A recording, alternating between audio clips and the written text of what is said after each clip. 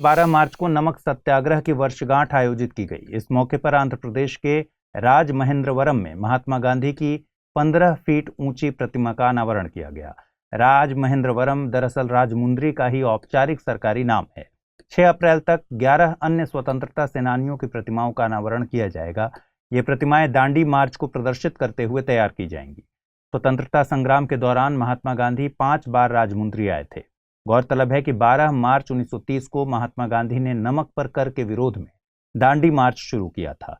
ये गुजरात के साबरमती आश्रम से शुरू किया गया था।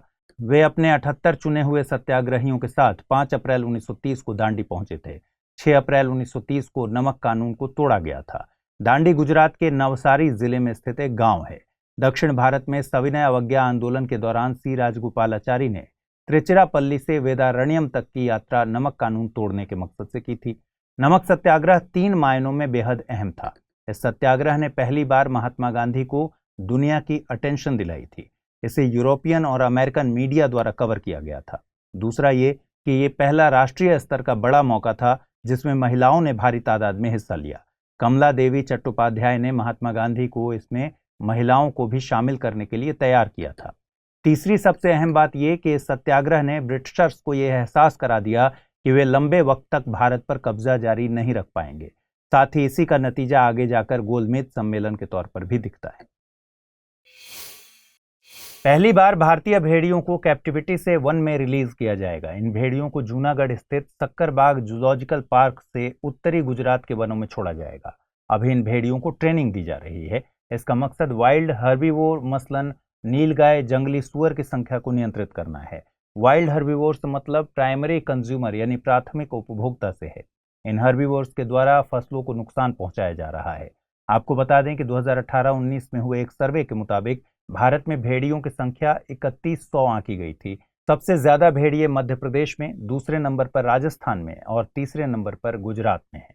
भेड़ियों की संख्या में कमी की वजह मालधारी समुदाय द्वारा अपने भेड़ों और बकरियों को बचाने के लिए भेड़ियों का शिकार किया जाना है। मालधारी गुजरात का जनजाति समुदाय है। ये गिर के वनों में रहते हैं। भारत में भेड़ियों के लिए कोई विशेष वाइल्ड लाइफ सेंचुरी नहीं बनाई गई है। इसके चलते भी भेड़ियों की संख्या में गिरावट दर्ज की गई है। वन्य जीव संरक्षण अधिनियम 1972 के अनुसूची 1 में इसे जगह दी गई है। स्वीडिश थिंक टैंक सिप्री यानी Stockholm international peace research institute ने एक रिपोर्ट जारी की है। 2018 से लेकर 2022 के दौरान भारत दुनिया का सबसे बड़ा हथियार आयातक देश रहा है। इस दौरान रूस भारत के लिए सबसे बड़ा सप्लायर रहा है। हालांकि भारत के हथियारों में रूस का हिस्सा 64% से गिरकर 45% तक पहुंच गया है। वहीं फ्रांस भारत का दूसरा सबसे बड़ा हथियार सप्लायर है। रिपोर्ट के मुताबिक रूस भारत को सबसे ज्यादा हथियार निर्यात करता है। हालांकि अब इस पोजीशन को खतरा है। रूस के कई प्रतिद्वंद्वी इस क्षेत्र में उभर कर आए हैं। भारत ने घरेलू स्तर पर भी हथियारों का उत्पादन बढ़ा दिया है। भारत ने मेक इन इंडिया के तहत रक्षा क्षेत्र को खूब बढ़ावा दिया है। इसने भी रूस की स्थिति को प्रभावित किया है। भारत का सबसे बड़ा हथियार आयातक के तौर पर काबिज होने की प्रमुख वजह है चीन और पाकिस्तान के साथ चल रहा भारत का विवाद। आपको बता दें कि सिप्री एक स्वतंत्र अंतर्राष्ट्रीय संस्था है। यह हथियार नियंत्रण, निरस्त्रीकरण और विवाद आदि के क्षेत्र में रिसर्च को लेकर काम करता है। इसका गठन साल 1966 में हुआ था। यह स्वीडन की राजधानी स्टॉकहोम में स्थित है। नेपाली कांग्रेस के नेता रामचंद्र पौडेल ने नेपाल के राष्ट्रपति के तौर पर शपथ ली है। उन्होंने सुभाष चंद्र नेम्बांग को हराया है। उन्हें शपथ एक्टिंग चीफ जस्टिस के द्वारा दिलवाई गई। नेपाल के संविधान के मुताबिक देश का एक राष्ट्रपति होगा जो कि राष्ट्रीय एकता को बढ़ावा देने के लिए काम करेगा। राष्ट्रपति की मुख्य जिम्मेदारी संविधान की रक्षा करनी होगी। नेपाल ने साल 2006 में रिपब्लिक बनने के साथ साथ प्रेसिडेंट सिस्टम को अपनाया था। राष्ट्रपति का कार्यकाल 5 साल का होता है। एक व्यक्ति 2 से ज्यादा बार राष्ट्रपति नियुक्त नहीं हो सकता। गौरतलब है कि नेपाल में नए संविधान को साल 2015 में अपनाया गया था। नेपाल एक लैंडलॉक्ड कंट्री है। यह अपनी सीमा भारत के राज्य उत्तराखंड, उत्तर प्रदेश, बिहार, पश्चिम बंगाल और सिक्किम से साझा करता है। इसके अलावा नेपाल तिब्बत से भी सीमा साझा करता है। नेपाल भारत और चीन के बीच बफर स्टेट की तरह काम करता है। यहाँ की 81% आबादी हिंदू है, इसलिए नेपाल के राजनेता इसे हिंदू राज्य घोषित करने की मांग करते हैं। हालांकि नेपाल का संविधान इसे सेकुलर स्टेट घोषित करता है। नेपाल अपने पशुपतिनाथ मंदिर और माया देवी मंदिर के लिए प्रसिद्ध है। एशिया के ज्योतिपुंज कहे जाने वाले गौतम बुद्ध की जन्मस्थली लुम्बिनी नेपाल में ही स्थित है। आइए जल्दी से देखते हैं आज की बुलेटिन पर आधारित क्या सवाल बन सकते हैं। पहला सवाल है, निम्नलिखित कथनों पर विचार कीजिए। मालधारी समुदाय गुजरात से संबंधित है। नेपाल घोषित तौर पर एक हिंदू राष्ट्र है। महात्मा गांधी ने अपने जीवन काल में राजमुंद्री की यात्रा कभी नहीं की थी। उपर्युक्त में से सही कथन या कथनों को चुनना है, केवल 1 और 2, केवल 2 और 3, केवल 1 या फिर 1, 2 और 3। दूसरा प्रश्न है, सिप्री ने हाल ही में एक रिपोर्ट जारी की है। इसके मुताबिक भारत को हथियारों के मामले में निम्नलिखित में से किस श्रेणी में रखा जा सकता है? सबसे बड़े आयातक, सबसे बड़े निर्यातक, सबसे बड़े निर्माता या फिर हथियार कंपनियों के मामले में शीर्ष देश। आइए देखें पिछले बुलेटिन पर आधारित मैंने क्या सवाल पूछे थे और उनके सही जवाब क्या है। पहला सवाल, भारत और बांग्लादेश के बीच फ्रेंडशिप पाइपलाइन को लेकर समझौता हुआ है। यह पाइपलाइन सिलीगुड़ी से लेकर पार्वतीपुर तक जाती है। पार्वतीपुर स्थित है त्रिपुरा, पश्चिम बंगाल, बांग्लादेश, असम। इस प्रश्न का सही जवाब है विकल्प सी यानी कि बांग्लादेश। अगला प्रश्न था, निम्नलिखित कथनों पर विचार कीजिए। विश्व मौसम विज्ञान संगठन यूएन से संबंधित नहीं है। टिड्डी से संबंधित भविष्यवाणी के लिए WMO जिम्मेदार है। ग्लोबल क्लाइमेट रिपोर्ट UNEP के द्वारा जारी की जाती है। सही कथन या कथनों को कूट से चुनना था, केवल 1 और 2, केवल 2, केवल 1 और 3 या फिर 1, 2 और 3। सही जवाब है विकल्प बी यानी केवल दूसरा कथन सही है। विश्व मौसम विज्ञान संगठन यूनाइटेड नेशंस की विशेषीकृत एजेंसी है। ग्लोबल क्लाइमेट रिपोर्ट WMO जारी करता है। नई दिल्ली में शेयर्ड बुद्धिस्ट हेरिटेज पर पहली अंतर्राष्ट्रीय कॉन्फ्रेंस आयोजित की जा रही है। ये कॉन्फ्रेंस भारत का SCO देशों के साथ सभ्यता के स्तर पर जुड़ाव के मद्देनजर की गई है। 2 दिन चलने वाली इस कॉन्फ्रेंस में SCO देशों के बीच बौद्ध धर्म के बीच की समानताओं पर बात की जाएगी। ये कॉन्फ्रेंस संस्कृति मंत्रालय, विदेश मंत्रालय और इंटरनेशनल बुद्धिस्ट कन्फेडरेशन के द्वारा आयोजित की जा रही है। SCO यानी शंघाई कोऑपरेशन ऑर्गेनाइजेशन एक स्थायी अंतर्राष्ट्रीय अंतर सरकारी संस्था है, जिसकी स्थापना 15 जून 2001 को कजाकिस्तान, चीन, किर्गिस्तान, रूस, तजाकिस्तान, उज्बेकिस्तान के द्वारा की गई थी। उज्बेकिस्तान के अलावा बाकी देश इससे पहले शंघाई 5 के सदस्य थे। इसका सचिवालय बीजिंग में स्थित है। एक अन्य महत्वपूर्ण निकाय committee of the regional anti terrorist structure यानी रैट्स ताशकंद उज्बेकिस्तान में स्थित है। इसका मकसद सदस्यों के मध्य आपसी विश्वास को मजबूत करना है, साथ ही ऊर्जा, परिवहन, पर्यटन, पर्यावरण संरक्षण आदि विषयों पर सहयोग विकसित करना है। वर्तमान में इसमें कुल 8 देश हैं जिन्हें पूर्ण सदस्य का दर्जा प्राप्त है। इनमें कजाकिस्तान, चीन, किर्गिस्तान, रूस, तजाकिस्तान, उज्बेकिस्तान, भारत और पाकिस्तान शामिल हैं। भारत और पाकिस्तान दोनों को इसकी सदस्यता जून 2017 में हासिल हुई थी। इसके डायलॉग पार्टनर्स में Azerbaijan, Armenia, Cambodia, Nepal, Turkey, Sri Lanka शामिल हैं। वहीं ऑब्जर्वर स्टेट्स का दर्जा अफगानिस्तान, बेलारूस, ईरान, मंगोलिया को मिला है। SCO में हेड्स ऑफ स्टेट काउंसिल सबसे शीर्ष निर्णय के स्तर की संस्था है। आपको बता दें कि साल 2023 में SCO की अध्यक्षता भारत के पास है। मई 2023 में गोवा में SCO का सालाना सम्मेलन आयोजित किया जाना है। इसी सम्मेलन में ईरान को ऑब्जर्वर स्टेट से पूर्ण सदस्य का दर्जा दिया जाना है। ईरान को पूर्ण सदस्य का दर्जा दिए जाने पर 8 सदस्यों के बीच सहमति बन चुकी है।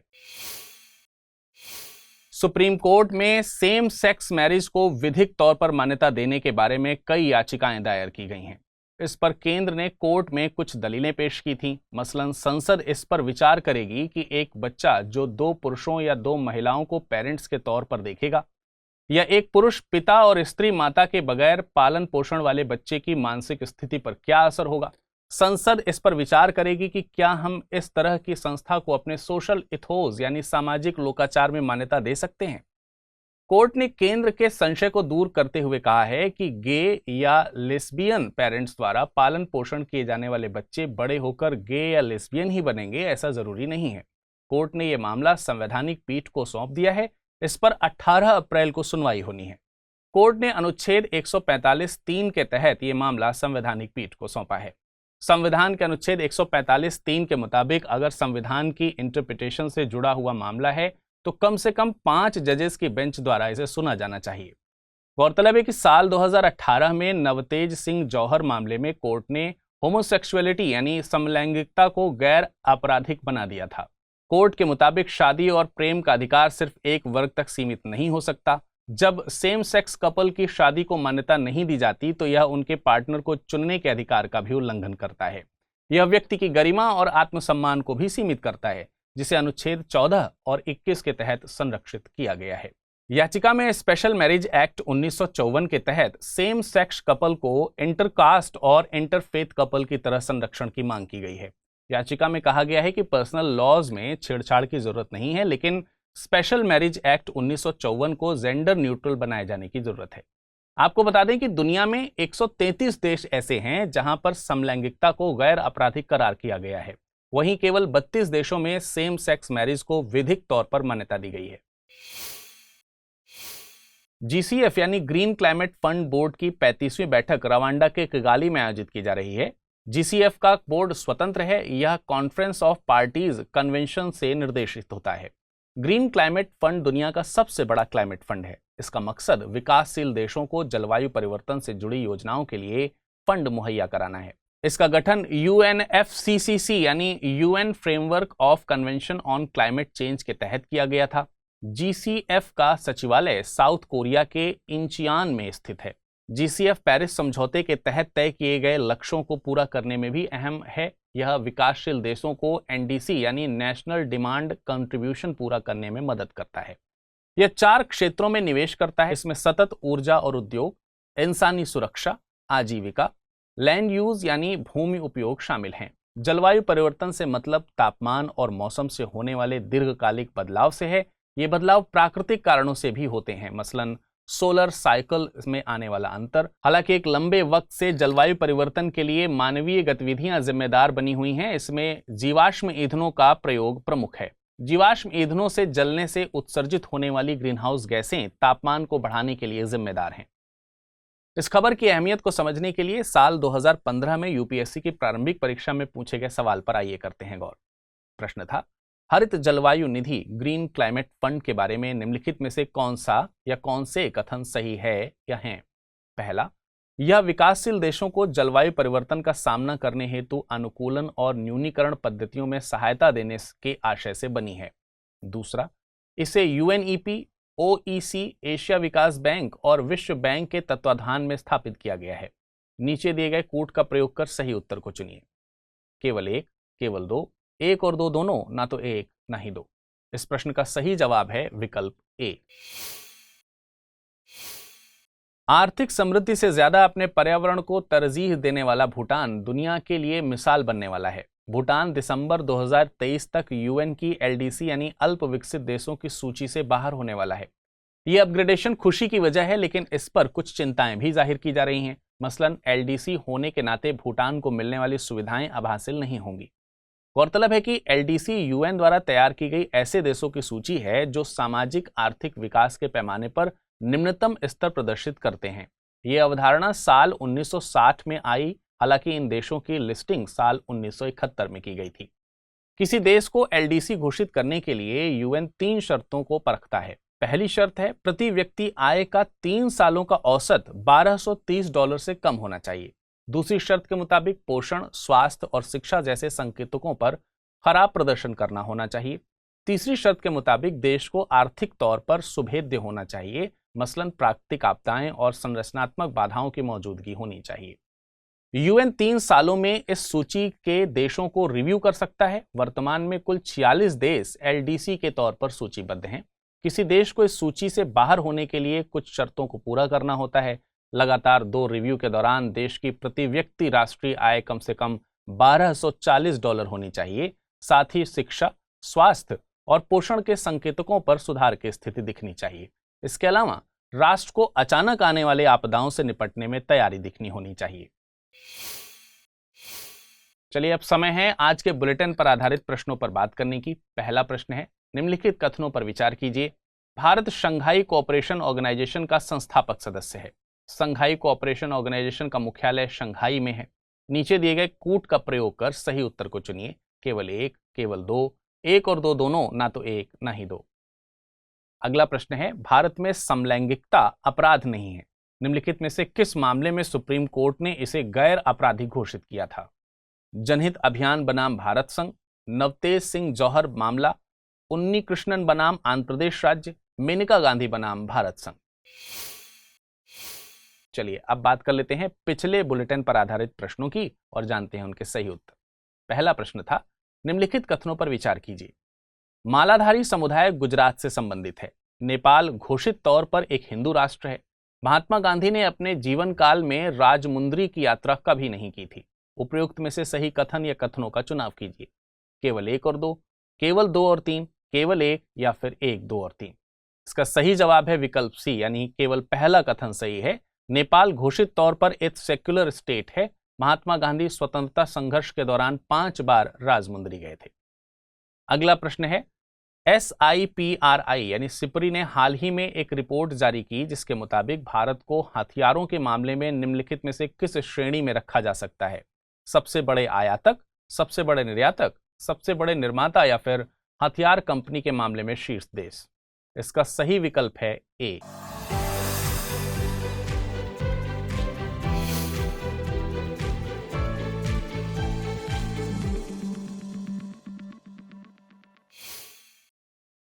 यूएसए ने मैकमोहन लाइन को चीन और अरुणाचल प्रदेश के बीच अंतर्राष्ट्रीय रेखा की मान्यता दी है। यूएसए में लाए गए एक प्रस्ताव के मुताबिक अरुणाचल प्रदेश को भारत का अभिन्न हिस्सा बताया गया है। प्रस्ताव के मुताबिक एक ऐसे वक्त में जब चीन स्वतंत्र और खुले हुए इंडो पैसिफिक के लिए चुनौतियां खड़ी कर रहा है, यूएसए इस क्षेत्र के अपने अहम और कूटनीतिक सहयोगियों के साथ खड़ा रहेगा। इस प्रस्ताव में चीन के उस दावे को भी खारिज किया गया है जिसमें चीन अरुणाचल को चीन का हिस्सा बताता है। भारत और चीन के बीच सीमा रेखा को मैकमोहन लाइन कहते हैं। इसका प्रस्ताव आर्थर हेनरी मैकमोहन ने 1914 में हुए शिमला समझौते में तिब्बत को भारत से अलग करने के लिए दिया था। चीन इसे स्वीकार नहीं करता।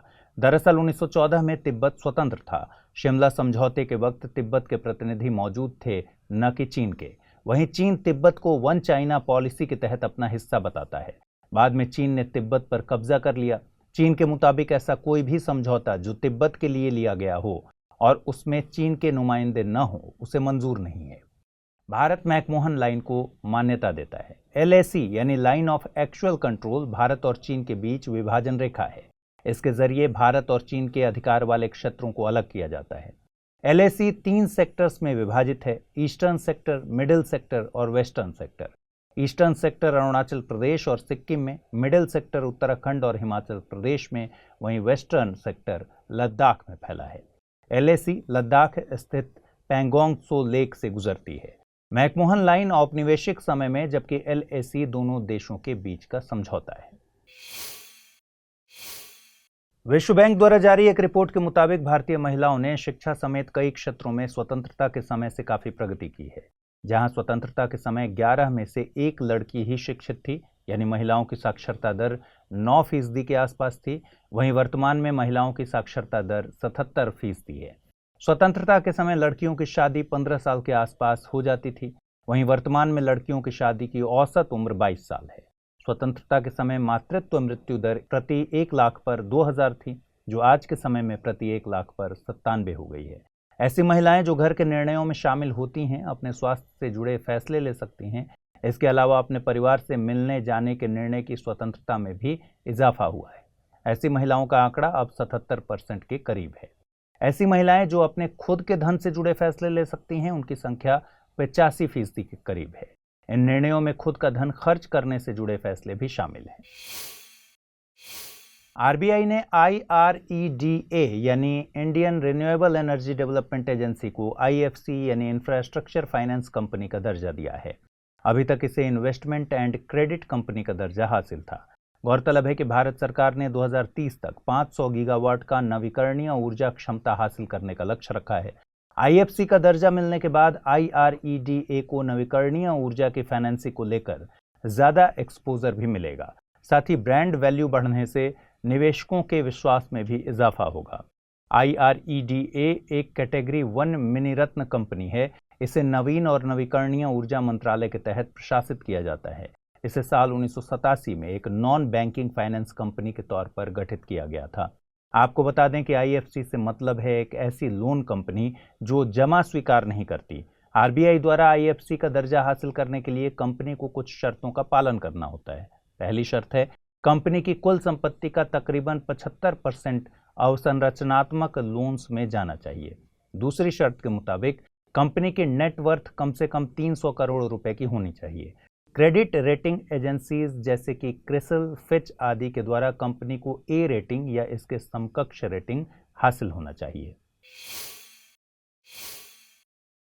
बार काउंसिल ऑफ इंडिया ने rules for registration and regulation of foreign lawyers and foreign law firms in India 2022 जारी किए हैं। इनमें विदेशी वकीलों को भी कुछ मामलों में भारत में प्रैक्टिस की इजाजत दी गई है। इन मामलों में विदेशी कानून, अंतर्राष्ट्रीय विधिक मामले और मध्यस्थता संबंधी मुद्दे शामिल हैं। काउंसिल के मुताबिक ये फैसला भारत और विदेश दोनों के वकीलों के लिए फायदे का साबित होगा। भारत में विदेशी वकीलों की प्रैक्टिस सीमित और नियमित रहेगी। विदेशी वकील कोर्ट की सुनवाई में शामिल नहीं हो सकते, केवल विधिक सलाह मुहैया करा सकते हैं। नियमों के मुताबिक बार काउंसिल किसी देश से लॉयर्स को रजिस्टर करने की संख्या को सीमित भी कर सकती है। आपको बता दें कि बार काउंसिल ऑफ इंडिया एक सांविधिक संस्था है। इसे संसद ने एडवोकेट्स एक्ट 1961 के तहत गठित किया था। इस अधिनियम के तहत काउंसिल के कार्य भी निर्धारित किए गए हैं।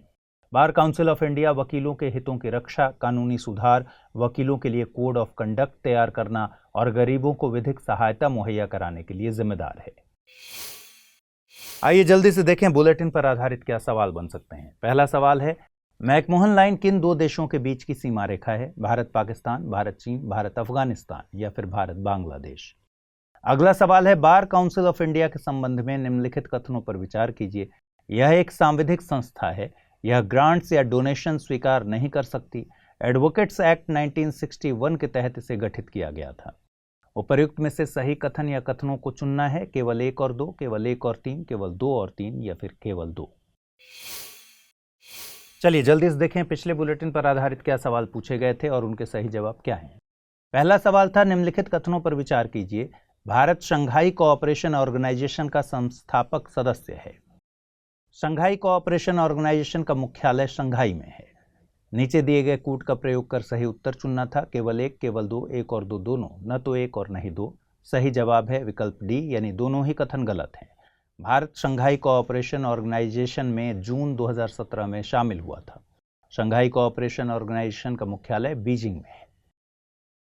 अगला सवाल था, भारत में समलैंगिकता अपराध नहीं है। निम्नलिखित में से किस मामले में सुप्रीम कोर्ट ने इसे गैर आपराधिक घोषित किया था? जनहित अभियान बनाम भारत संघ, नवतेज सिंह जौहर मामला, उन्नीकृष्णन बनाम आंध्र प्रदेश राज्य या फिर मेनका गांधी बनाम भारत संघ? सही जवाब है इसका विकल्प बी, यानी नवतेज सिंह जौहर मामला।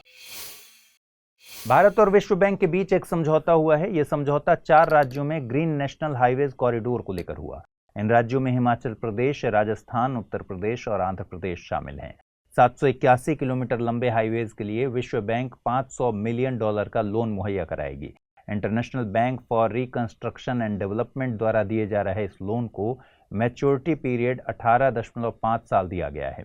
गौरतलब है कि नेशनल हाईवेज रोड ट्रैफिक के 40% का भार उठाते हैं। इनमें अपर्याप्त क्षमता, कमजोर ड्रेनेज व्यवस्था और एक्सीडेंट के लिए स्पॉट मौजूद हैं। इस प्रोजेक्ट के तहत वर्तमान अवसंरचना में मौजूद खामियों को दूर किया जाएगा। आपको बता दें कि ग्रीन नेशनल हाईवेज कॉरिडोर के तहत नेशनल हाईवेज के किनारे पेड़ पौधे लगाए जाएंगे, जिससे वायु प्रदूषण का प्रभाव कम हो सकेगा। ये वायु प्रदूषकों के लिए प्राकृतिक सिंक का काम करेंगे। इससे मृदा अपरदन को रोकने में भी मदद मिलेगी। विश्व बैंक समूह में कुल 5 संस्थाएं हैं। International bank for reconstruction and development, international development association, international finance corporation, multilateral guarantee agency और international centre for the settlement of investment disputes. IBRD और IDA को सम्मिलित रूप से विश्व बैंक कहते हैं। CMFRI यानी central marine fisheries research institute ने एक रिपोर्ट जारी की है। इसके मुताबिक भारत में मरीन फिशरीज का कार्बन फुटप्रिंट वैश्विक स्तर के मुकाबले काफी कम है। देश का मरीन फिशरीज से होने वाला उत्सर्जन 16.3% है। भारत में प्रति टन मछलियों पर 1.32 टन कार्बन डाइऑक्साइड उत्सर्जित होती है। वैश्विक स्तर पर यह आंकड़ा 2 टन से ज्यादा है। CMFRI ने ये आंकड़ा प्री हार्वेस्टिंग से लेकर मार्केटिंग तक का निकाला है। फिशरीज में जिन ट्रॉलर्स की मदद से मछलियां पकड़ी जाती हैं वे फ्यूल से चलते हैं, जो कि उत्सर्जन का मुख्य स्रोत है। आपको बता दें कि फिशरीज देश में तेजी से ग्रोथ करने वाला क्षेत्र है। इसे सनराइज सेक्टर की संज्ञा दी गई है। यह क्षेत्र 28 मिलियन से ज्यादा लोगों को रोजगार और आय के साधन मुहैया कराता है। भारत मछली उत्पादन में दुनिया में तीसरा सबसे बड़ा देश है। इस क्षेत्र का विकास करने के मकसद से प्रधानमंत्री मत्स्य संपदा योजना को मंजूरी दी गई है। स्विस कंपनी IQ एयर ने वर्ल्ड एयर क्वालिटी रिपोर्ट जारी की है। रिपोर्ट के मुताबिक भारत दुनिया का 8वां सबसे ज्यादा प्रदूषित देश है। भारत के 2 शहर भिवाड़ी और दिल्ली दुनिया के सबसे प्रदूषित शहरों की सूची में शामिल हैं। भिवाड़ी में प्रदूषण का स्तर 92.7 तो दिल्ली में 92.6 दर्ज किया गया है। IQ एयर अपनी रिसर्च में प्रदूषण के स्तर को मापने के लिए PM2.5 के स्तर को देखता है। WHO प्रति क्यूबिक मीटर पर 5 माइक्रोग्राम PM2.5 के स्तर की सिफारिश करता है। रिपोर्ट के मुताबिक केंद्रीय और दक्षिण एशिया में भारत और पाकिस्तान ऐसे देश हैं जहां वायु की गुणवत्ता खराब है। यहां की तकरीबन 60% आबादी ऐसी है जो उन क्षेत्रों में रहती है जहां PM2.5 का स्तर WHO द्वारा निर्धारित सीमा से ज्यादा है। पाकिस्तान का लाहौर दुनिया का सबसे प्रदूषित शहर है। वहीं देशों में अफ्रीका का चाड प्रदूषण के मामले में नंबर 1 पर है। चीन का एकमात्र शहर होतान दुनिया के 20 सबसे ज्यादा प्रदूषित शहरों की सूची में शामिल है। ये लाहौर के बाद दूसरे नंबर पर है। आपको बता दें कि PM2.5 एक वायुमंडलीय कण है जिसका डायमीटर यानी व्यास 2.5 माइक्रोमीटर से कम होता है, जो मानव बाल के व्यास का लगभग 3% है। यह श्वसन संबंधी समस्याओं का कारण बनता है। दृश्यता यानी विजिबिलिटी को कम करता है। 16 मार्च को भारत में राष्ट्रीय टीकाकरण दिवस के तौर पर मनाया जाता है। इस दिन का आयोजन मानवीय स्वास्थ्य के लिए वैक्सीनेशन की अहमियत को लेकर किया जाता है। साथ ही यह दिन डॉक्टर्स, फ्रंटलाइन वर्कर्स के काम के महत्व को बताने के लिए भी मनाया जाता है। कोविड के दौरान इस वर्ग की मेहनत के बदौलत ही देश में कोविड के संक्रमण को बढ़ने से रोका जा सका। गौरतलब है कि कोविड के संक्रमण को रोकने में वैक्सीनेशन की अहम भूमिका रही। इस दिन को पहली बार भारत सरकार द्वारा साल 1995 में मनाया गया था। इसी दिन देश को पोलियो मुक्त बनाने के लिए pulse polio immunisation programme launch किया गया था। 16 मार्च 1995 को पोलियो की वैक्सीन की पहली खुराक दी गई थी। 27 मार्च 2014 को WHO द्वारा भारत को पोलियो मुक्त देश का सर्टिफिकेट दिया गया था। अब भारत मीजल्स और रुबेला जैसे रोगों के उन्मूलन की तरफ बढ़ रहा है। देश में 324 मिलियन बच्चों को इन रोगों से लड़ने के लिए वैक्सीन लगाई जा चुकी है। देश में टीकाकरण की प्रक्रिया को तेज करने के लिए साल 2014 में मिशन इंद्रधनुष लॉन्च किया गया था। मिशन इंद्रधनुष के तहत 12 वैक्सीन प्रिवेंटेबल डिजीज यानी डिप्थीरिया, काली खांसी, टेटनस, पोलियो, टीबी यानी ट्यूबरकुलोसिस, हेपेटाइटिस बी, मेनिंजाइटिस और pneumonia, haemophilus influenza type B injections, Japanese encephalitis, rotavirus vaccine, pneumococcal conjugate vaccine और मीजल्स रुबेला के लिए वैक्सीन दी जाती है। US centre for disease control and prevention के मुताबिक पोलियो एक खतरनाक बीमारी है जो तंत्रिका तंत्र को प्रभावित करती है। इसका वायरस संक्रमित व्यक्ति के मल में रहता है, इसलिए हाथों की सफाई का ध्यान न रखने पर दूसरों को भी संक्रमण हो सकता है। पोलियो का वायरस इंटेस्टाइन में मल्टीप्लाई होता है, जहां से यह नर्वस सिस्टम को संक्रमित करता है और पैरालिसिस का कारण भी बन सकता है। पोलियो से पैरालाइज होने के बाद कोई इलाज नहीं है। हालांकि पोलियो के संक्रमण को वैक्सीन से रोका जा सकता है। पोलियो वायरस के 3 वेरिएंट्स होते हैं। किसी देश को पोलियो मुक्त घोषित करने के लिए इन तीनों प्रकारों का वाइल्ड ट्रांसमिशन रुकना जरूरी है। आइए जल्दी से देखते हैं आज के बुलेटिन पर क्या प्रश्न बन सकते हैं। पहला सवाल, हाल ही में भारत और विश्व बैंक के बीच एक समझौता हुआ है। यह समझौता 4 राज्यों में ग्रीन नेशनल हाईवेज कॉरिडोर को लेकर हुआ है। इन राज्यों में शामिल हैं राजस्थान, उत्तर प्रदेश, गुजरात, हिमाचल प्रदेश। कूट का प्रयोग कर सही उत्तर चुनिए। 1, 2 और 3, 1, 3 और 4, 1, 2 और 4 या फिर 1, 2, 3 और 4। अगला सवाल है, मिशन इंद्रधनुष से संबंधित है कृषि से, टीकाकरण से, ट्रांसजेंडर व्यक्तियों के अधिकारों से या फिर पर्यावरण से। आइए जल्दी से देखें पिछले बुलेटिन पर आधारित क्या सवाल मैंने पूछे थे और उसके सही जवाब क्या है। मैकमोहन लाइन किन 2 देशों के बीच की सीमा रेखा है? भारत पाकिस्तान, भारत चीन, भारत अफगानिस्तान या फिर भारत बांग्लादेश। सही जवाब है बी यानी भारत और चीन। अगला सवाल पूछा गया था, बार काउंसिल ऑफ इंडिया के संबंध में निम्नलिखित कथनों पर विचार कीजिए। यह एक सांविधिक संस्था है, यह ग्रांट्स या डोनेशन स्वीकार नहीं कर सकती। एडवोकेट्स एक्ट 1961 के तहत इसे गठित किया गया था। कूट का प्रयोग कर सही कथन चुनना था। केवल 1 और 2, केवल 1 और 3, केवल 2 और 3 या फिर केवल 2। प्रश्न का सही जवाब है विकल्प बी, यानी केवल 1 और 3 सही है। दूसरा कथन गलत है। केवल पहला और तीसरा कथन सही है, यानी bar council of India grants या डोनेशन स्वीकार कर सकती है।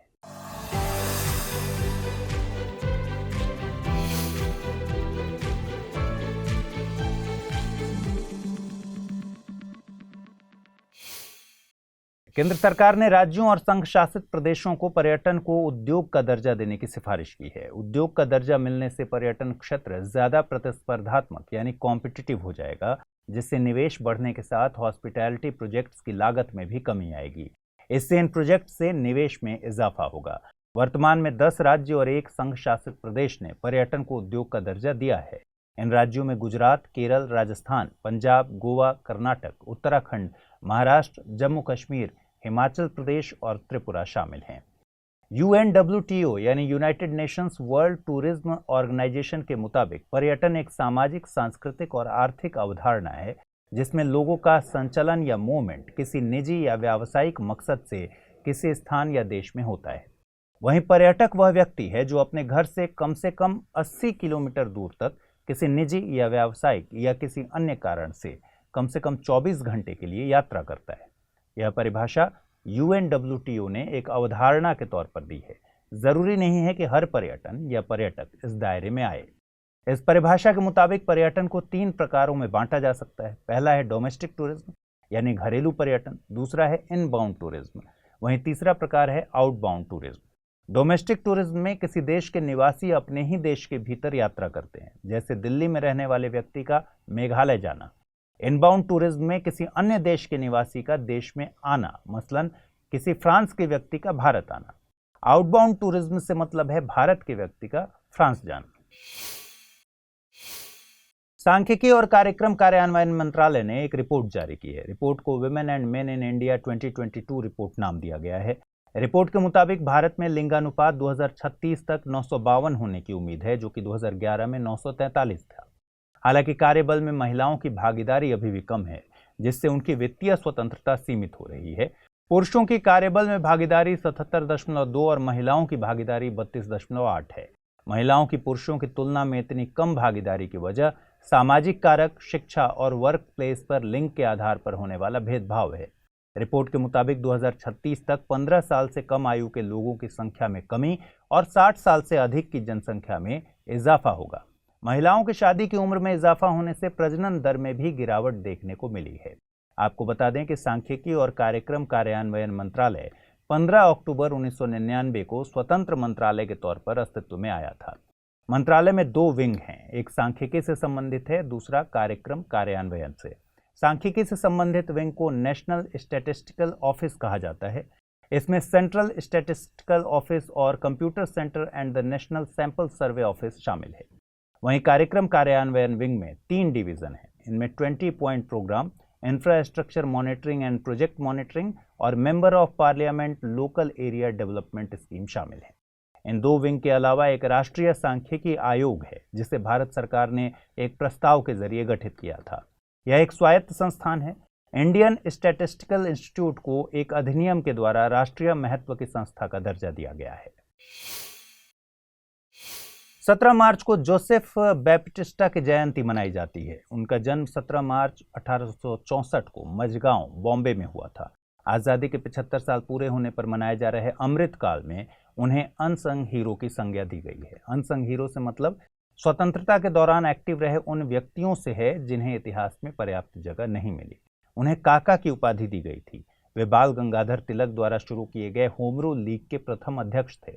साल 1925 में वो बॉम्बे के मेयर भी निर्वाचित हुए थे।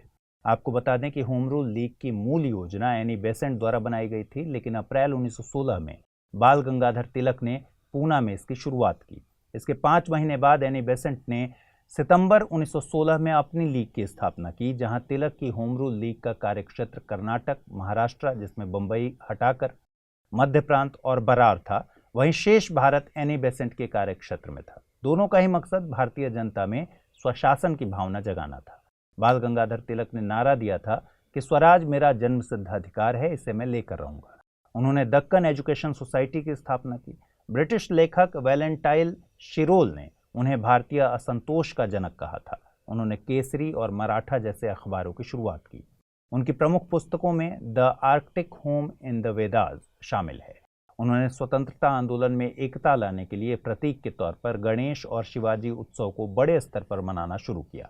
ब्रिटिश सरकार ने उन पर सेडिशन के चार्जेस लगाए, जिसके लिए उन्हें वर्तमान म्यांमार की मांडले जेल में 6 साल की सजा काटनी पड़ी थी। यहीं पर उन्होंने अपनी पुस्तक गीता रहस्य लिखी। कांग्रेस की पहली महिला अध्यक्ष एनी बेसेंट थीं। उन्होंने साल 1917 में कलकत्ता में आयोजित 32वें अधिवेशन की अध्यक्षता की थी। NIOT यानी national institute of ocean technology Lakshadweep में LTTD यानी लो टेम्परेचर थर्मल डिसैलिनेशन के जरिए पानी मुहैया करा रहा है। अब इस तकनीक को उत्सर्जन मुक्त किए जाने की योजना है। दरअसल लक्षद्वीप के डिसैलिनेशन प्लांट में पावर के लिए डीजल का प्रयोग किया जाता है। अब एक ऐसा प्लांट तैयार किया जा रहा है जो पावर सप्लाई भी करेगा। गौरतलब है कि डिसैलिनेशन प्लांट में समुद्र का नमकीन पानी पीने योग्य पानी में बदला जाता है। आमतौर पर इन प्लांट्स में रिवर्स ऑस्मोसिस की प्रक्रिया का प्रयोग किया जाता है, लेकिन इसमें पानी की बर्बादी के साथ लागत भी ज़्यादा आती है। इसके अलावा ये तकनीक पानी से ज़रूरी खनिजों को भी बाहर कर देती है। इसके बरक्स LTTD में 2 अलग अलग जल स्रोतों के बीच तापमान के उतार चढ़ाव से पहले गर्म पानी को कम दाब पर वाष्पीकृत किया जाता है, फिर निकले हुए भाप को ठंडे पानी से द्रवीकृत करके मीठा पानी प्राप्त किया जाता है। इसमें जल के दबाव को कम करने के लिए डीजल की पावर की ज़रूरत होती है। अब इस ज़रूरत को कम करने के लिए हरित तकनीक का प्रयोग किया जा रहा है। NIOT पृथ्वी विज्ञान मंत्रालय के तहत काम करने वाली संस्था है। आइए जल्दी से देखें आज के बुलेटिन पर आधारित क्या सवाल बनते हैं। पहला सवाल, उन्हें काका की उपाधि दी गई थी। वे बाल गंगाधर तिलक द्वारा शुरू किए गए होम रूल लीग के प्रथम अध्यक्ष थे। साल 1925 में वे बॉम्बे के मेयर भी निर्वाचित हुए। अमृतकाल में उन्हें देश ने अनसंग हीरो के तौर पर याद किया। उपर्युक्त पद का संबंध किससे है? लाला लाजपत राय, जोसेफ बैप्टिस्टा, फिरोज शाह मेहता या फिर MG रानाडे। अगला सवाल है, निम्नलिखित कथनों पर विचार कीजिए। Women and main in India 2022 report NITI Aayog द्वारा जारी की गई है। गीता रहस्य पुस्तक के लेखक दयानंद सरस्वती हैं। सही कथन या कथनों का चुनाव करना है, केवल एक, केवल दो, एक और दो दोनों, न तो एक न ही दो। आइए देखें पिछले बुलेटिन पर आधारित क्या सवाल मैंने पूछे थे और सही जवाब क्या है। पहला सवाल था, हाल ही में भारत और विश्व बैंक के बीच एक समझौता हुआ है। यह समझौता 4 राज्यों में ग्रीन नेशनल हाईवेज कॉरिडोर को लेकर हुआ। इन राज्यों में शामिल हैं राजस्थान, उत्तर प्रदेश, गुजरात, हिमाचल प्रदेश। कूट का प्रयोग करना था 1, 2 और 3, 1, 3 और 4, 1, 2 और 4 या फिर 1, 2, 3 और 4। सही जवाब है विकल्प सी यानी गुजरात नहीं, इसमें आंध्र प्रदेश शामिल है। अगला सवाल मैंने पूछा था, मिशन इंद्रधनुष संबंधित है कृषि से, टीकाकरण से, ट्रांसजेंडर व्यक्तियों के अधिकारों से या फिर पर्यावरण से। सही जवाब है मिशन इंद्रधनुष टीकाकरण से संबंधित है, यानी इसका ऑप्शन होगा बी।